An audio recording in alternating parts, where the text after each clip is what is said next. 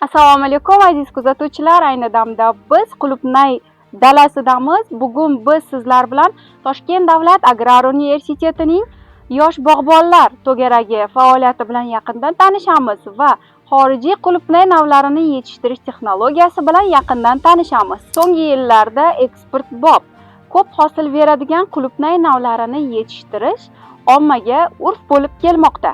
Bunday ko'chat navlarini yetishtirib, serhosil hosil olish uchun albatta yuqori bilim va ilm kerak bo'ladi. Shu sababli ham bugun havaskor bog'bonlarimiz bilan birgalikda biz mana shu ilmlarni o'rganamiz va ko'rib chiqamiz. Assalomu alaykum. Mana biza Volt Exotic Agro korxonasi biza kompaniyasi Agrar universiteti bilan memorandumimiz bor. Bizda talabalar kelib o'rganishadi, vaqt kelsa yordam berishadi, yangi navlarni o'rganishadi. Mana boya ko'rganinglar Alejandro Alexandra degan sorti u juda katta, 50 grammdan 60 grammgacha. Mazasi ham 1x bo'yicha juda baland.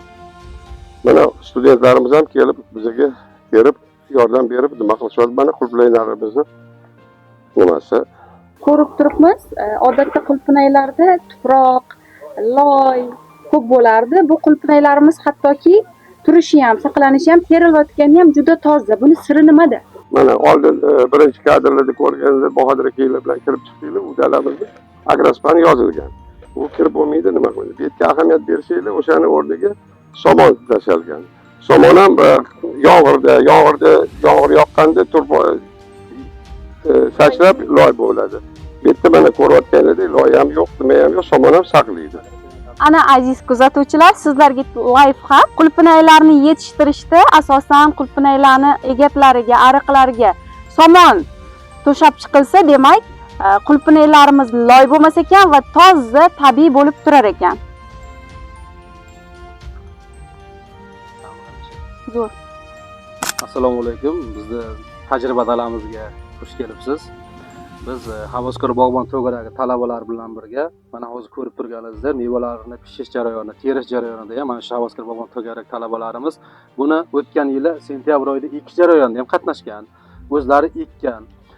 Bular mana shu kunda yetyaptiki, mana yetkazganiga shukr, mana terish jarayonida ham bular o'zlarining qo'llari bilan teryapti. Amaliyotda bular qulupnay italyanskiy, masalan, xorijiy navlarini mana World Exotic Agro fermer xo'jaligi bilan birga hamkorlikda bizlar ham navlarini o'rganyapti. O'zimizning mahalliy navlarimizdan o'sha xorijiy davlatdan keltirilgan navlarni farqini bular ko'ryapti. O'zlari ko'rdi, ekishdi.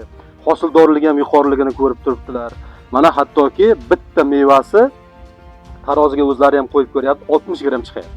Bu terish jarayonida ham hattoki o'sha o'zimizning mahalliy bozorlarimizga sotishda ham o'sha sifati ham yaxshi, tovarbobliq ko'rsatishlari mana ko'rib turibsiz juda yaxshi.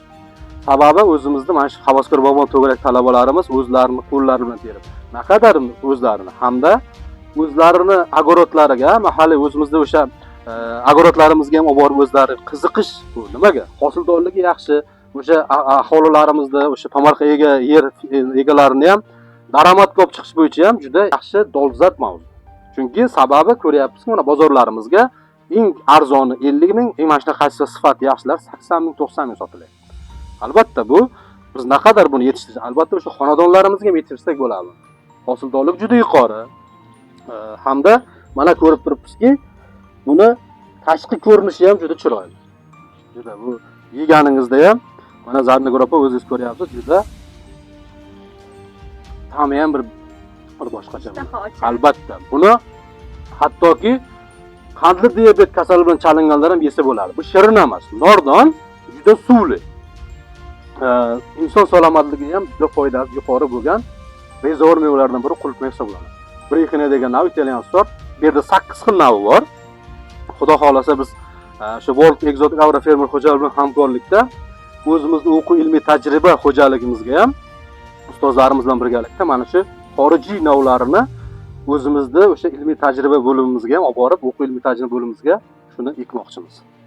Hamda talabalarimiz ham o'z amaliyotda bilimlarini o'rganadi. Qolaversa, doktorantlarimiz ham o'rganib, albatta bu navni o'zimizda o'sha o'quv ilmiy tajriba bo'limimizga bu navlarni ko'paytiramiz. Birgalikda, xudo xolasa, talabalarimiz bilan birgalikda ishlaymiz. to'garak a'zolari orasida aynan mana shu xorijiy navlar bo'yicha ilmiy izlanish olib borayotgan talabalarimiz ham bormi? Albatta bu ilmiy qulupnayni yetishtirish bo'yicha issiqxona sharoitida, ochiq dalada yetishtirish sharoitlarida ham albatta to'garak talabalarimiz bilan birgalikda talabalarimiz ham mana ham o'zlari ilmiy ish qilyapti, ham o'zlari aytyapti, mana o'zlari bilan suhbat qilganlaringizda o'zimni viloyatimda, o'zimni agrodlarimga ham olib borib ekmoqchiman degan o'zlari ham harakat qilib qiziqdi. Chunki ko'ryapti, hosildorligi yaxshi, kачествоsi ham juda chiroyli, tovarboblilik ko'rsatkichi ham juda yaxshi, qattiq. Albatta bu talabalarimiz ham bu bo'yicha o'zlari ilmiy ishlarni olib boryapti. Assalomu alaykum hurmatli tomoshabinlar. Men Havaskor bog'bon to'garak a'zosiman.